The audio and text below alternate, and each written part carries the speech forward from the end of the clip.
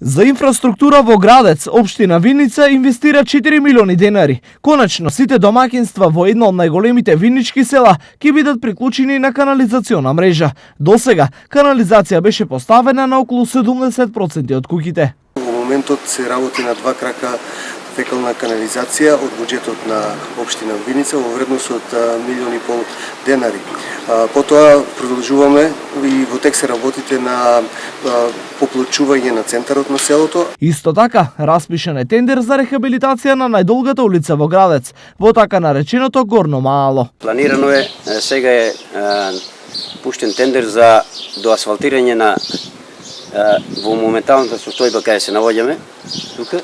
Од тука до краја на селото горе треба да биде обновен асфалтот и тоа е околу 800 метра во должина. Според најавите, оваа улица нов слој на асфалт треба да добие до крајот на месец август. Додека општината се грижи за инфраструктурата, жителите на Градец не седат со скрстени раце. Моментално и околу црквата имаме моментално изградба на доградба на